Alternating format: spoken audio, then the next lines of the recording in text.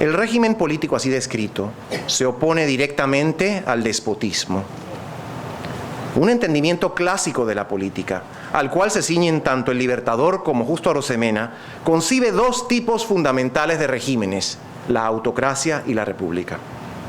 Así lo explica, por ejemplo, Maquiavelo al inicio de su más célebre tratado, El Príncipe. Todos los estados, todas las dominaciones que han ejercido y ejercen soberanía sobre los hombres han sido y son repúblicas o principados, explica el tratadista florentino. Y respecto a las formas de gobierno, según lo indica Kant en su famoso ensayo titulado La paz perpetua, solo caben dos, la forma republicana o la despótica. Este análisis coincide en gran medida con los postulados de la ciencia política moderna, disciplina que al más alto nivel de generalidad divide los regímenes políticos actualmente existentes en dos tipos fundamentales, democráticos y no democráticos. ¿Cómo opera el absolutismo o el despotismo? Escuchemos nuevamente al Libertador ante el Congreso de Angostura. En el régimen absoluto, dice el Libertador, el poder autorizado no admite límites. La voluntad del déspota es la ley suprema ejecutada arbitrariamente por los subalternos que participan de la opresión organizada en razón de la autoridad de que gozan. Ellos están encargados de las funciones civiles, políticas, militares y religiosas. Fin de la cita. En tiempos de Bolívar, el despotismo aún preservaba revestimientos monárquicos. Quienes, como el Libertador y sus seguidores, se rebelaban contra el despotismo, se enfrentaban a monarquías absolutas, supuestas emanaciones del derecho divino. Hoy, la monarquía absoluta subsiste únicamente en un puñado de estados en el litoral del Golfo Pérsico. Como sistema de gobierno, sin embargo, el despotismo no ha desaparecido. Perdura en muchas partes, inclusive en nuestro hemisferio, donde gobiernos autocráticos, recubiertos ya no de oropeles monárquicos, sino de populismo y demagogia, pretenden seguir sojuzgando y avasallando a poblaciones enteras ante la mirada cómplice de gobiernos, entre comillas, hermanos. Hoy, entre nosotros, Simón Bolívar se opondría a ellos con tanta vehemencia como lo hizo en su momento al absolutismo monárquico y arremetería contra sus mandamases y nefastas estructuras como lo hizo contra Fernando VII y el andamiaje represivo de la monarquía absoluta. En su preferencia por la república frente a la monarquía, Bolívar, junto a muchos otros patriotas americanos, es revolucionario. En aquella época, la forma republicana de gobierno estaba muy poco difundida. En su gran mayoría, los estados independientes estaban organizados según el modelo del absolutismo monárquico. Estados Unidos era el único estado republicano de consideración, instituido de acuerdo con criterios federales a partir de la adopción de la Constitución de 1787, aún vigente. Pero la Unión Norteña era una república incompleta, mediatizada por la presencia de la esclavitud a gran escala en su sección meridional, terrible violación al criterio de igualdad jurídica entre los ciudadanos que forma parte de la definición del republicanismo. Como lo sentenció años más tarde Justo Arosemena, abro comillas, la subsistencia de la esclavitud es una anomalía en una república. Aunque Bolívar, como Montesquieu, reconocía rasgos republicanos en la Constitución de Inglaterra, ese Estado era entonces, como ahora, un reino.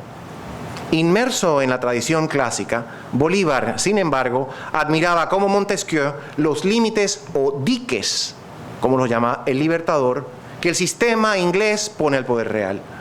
Bolívar identificaba en estos límites o diques un importante elemento republicano en la monarquía constitucional de la Gran Bretaña. Como lo manifestó a los diputados de Angostura, el Libertador conceptuaba que el diseño británico podía servir de modelo para la organización política de América, en tanto se sustituyera en nuestras latitudes al monarca hereditario por un presidente elegido. Cito: el soberano de Inglaterra tiene tres formidables rivales: su gabinete, que debe responder al pueblo y al Parlamento; el Senado, la Cámara de los Lores, que defiende los intereses del pueblo como representante de la nobleza de que se compone; y la Cámara de los Comunes, que sirve de órgano y de tribuna al pueblo británico. Aplíquese a Venezuela este poder ejecutivo en la persona de un presidente nombrado por el pueblo o por sus representantes y habremos dado un gran paso hacia la felicidad nacional. Fin de la cita.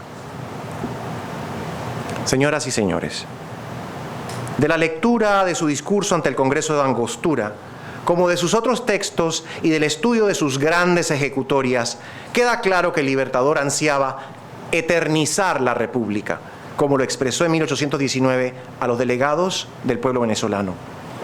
Lograda la independencia de nuestros territorios, su más cara aspiración era establecer el sistema republicano sobre bases sólidas que aseguraran su perdurabilidad y resistieran el asedio de los reductos internos de despotismo o las pretensiones de reconquista de potencias tiránicas.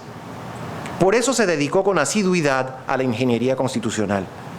Por eso, además, propuso una Liga de Repúblicas Americanas, plasmada en un tratado redactado en este perímetro en 1826, que crearía una zona de paz entre nuestros estados republicanos y un mecanismo de seguridad colectiva ante amenazas extranjeras. A fin de lograr la perpetuación del orden republicano, Bolívar era partidario de una república unitaria y centralizada. Solo el republicanismo unitario evitaría el desmembramiento de los nuevos estados, su descomposición y degeneración en regímenes de la peor calaña. Según lo confesó ante el Congreso de Angostura, el Libertador creía imposible aplicar efectivamente el federalismo al Estado Republicano de Colombia. Atribuía esta imposibilidad a la diversidad cultural que caracteriza a las sociedades americanas y que en su concepto actuaba como fuerza centrífuga. Por eso era necesario un gobierno republicano centralizado. Cito al Libertador: la diversidad de origen requiere un pulso infinitamente firme, un tacto infinitamente delicado para manejar esta sociedad heterogénea cuyo complicado artificio se disloca, se divide, se disuelve con la más ligera alteración. Fin de la cita. Desde esta óptica podemos comprender mejor la propuesta republicana y unitaria del Libertador, como también la decisión de que asumiera el poder supremo del Estado el 27 de agosto de 1828, tras el fracaso de la Convención de Ocaña.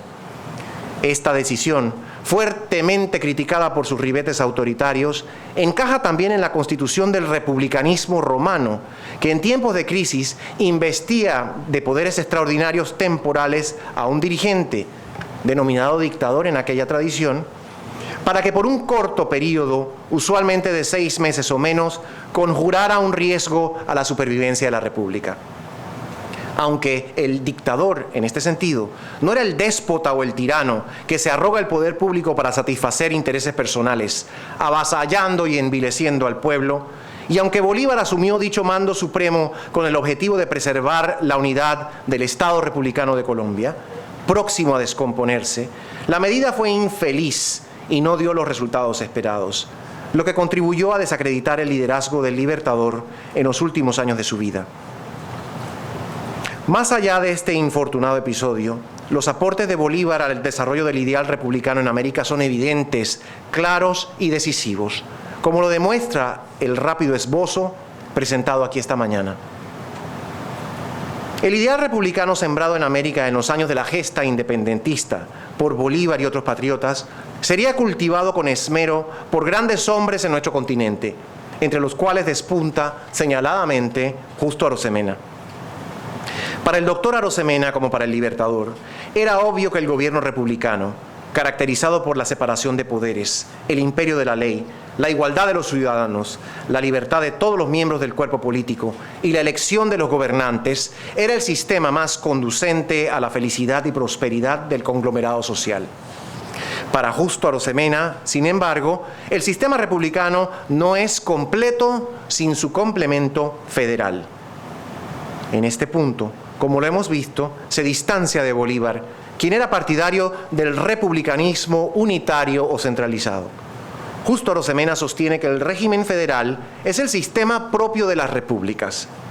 Se opone al sistema central, que es, según el doctor Arosemena, inherente a la monarquía y al despotismo. La cita proviene del Estado Federal. Como lo expresó en el Estado Federal de Panamá, en el que promueve con ahínco un régimen republicano con fuerte componente de autonomía municipal, ¿cómo nace el despotismo del poder centralizado?, dice el doctor Arosemena, me parece que no es difícil explicarlo. El poder tiende siempre a ensancharse y a abusar de su fuerza cuando no está dividido. Y esa división no consiste únicamente en separar los diferentes ramos del gobierno, organizándolos de diverso modo y encargándolos a distintas personas. También consiste en compartir el poder en cada uno de esos mismos ramos, tronchando, si así puede decirse, las atribuciones de la soberanía.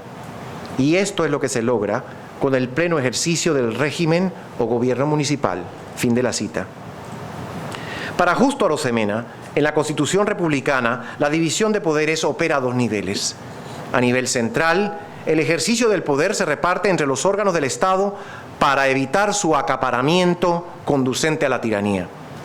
En este punto, sus planteamientos coinciden con los de Bolívar y otros exponentes del republicanismo clásico. Pero, además, el ejercicio de la función pública se reparte entre el Estado y los municipios o gobiernos locales. Ambas distribuciones de poder, indica el doctor Arosemena, son esenciales para prevenir el despotismo.